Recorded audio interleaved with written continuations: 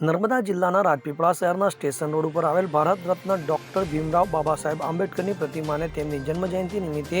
ભારતીય જનતા પાર્ટીના અગ્રણીઓ તથા નાંદોદ તાલુકાના ધારાસભ્ય ડોક્ટર દર્શનાબેન દેશમુખ દ્વારા પુષ્પાંજલિ અર્પણ કરી નમન કરવામાં આવ્યું હતું। આ પ્રસંગે ડોક્ટર આંબેડકરના જીવન સંઘર્ષ અને બંધારણ નિર્માણમાં આપેલા અમૂલ્ય યોગદાનોને યાદ કરી શ્રદ્ધાંજલિ અર્પણ કરવામાં આવી હતી। તેમજ સમાજમાં સમાનતા, ન્યાય અને શિક્ષણના વિચારને આગળ વધારવાનો સંકલ્પ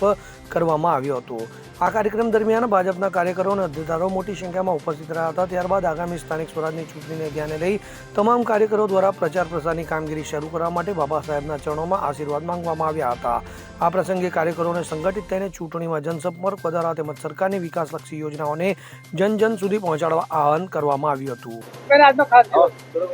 આજે 14મી એપ્રિલ સમગ્ર ભારતભરમાં ડૉક્ટર બાબા સાહેબ આંબેડકરજી કે જે ભારતના બંધારણના ઘડવૈયા છે, એમના આ જન્મજયંતિના દિવસ નિમિત્તે નર્મદા જિલ્લામાં પણ સમગ્ર જગ્યા પર આજે જે તાલુકા અને જિલ્લા પંચાયતની ચૂંટણીઓ આવી રહી છે, ત્યારે એના અનુસંધાનમાં ભારતીય જનતા પાર્ટીના દરેક જિલ્લા મથક ઉપર અને દરેક જિલ્લા પંચાયત સીટ ઉપર આજે કાર્યાલયનું ઉદ્ઘાટન પણ થવા જઈ રહ્યું છે। અને વિશેષ એ છે કે આજે જ્યારે બાબા સાહેબ આંબેડકરનો આ જન્મદિવસ છે, આજના દિવસે આ શુભ દિને બધા જ લોકો એમની પ્રતિમાને વંદન કરીને, પ્રણામ કરીને આ કાર્યાલયનું ઉદ્ઘાટન કરવા જઈ રહ્યા છે અને સમગ્ર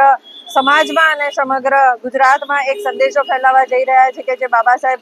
આંબેડકરજીએ જે બંધારણ બનાવ્યું હતું, જે સર્વ લોકોને, સર્વ જ્ઞાતિને સમર્પિત એવું હતું, ત્યારે એમના એ વિચારોને લઈને અને એમને જે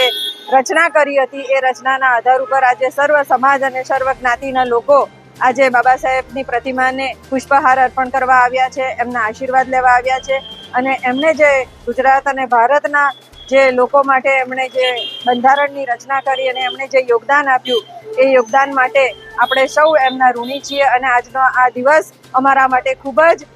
સારો દિવસ છે કે આજના દિવસે અમે ભારતીય જનતા પાર્ટીનું કાર્યાલય દરેક જિલ્લા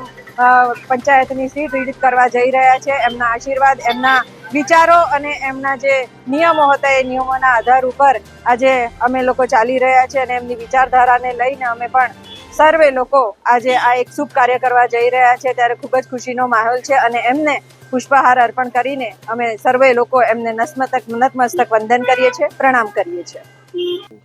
દીપક જગતાપ સાથે CN24 ન્યૂઝ, રાજપીપળા।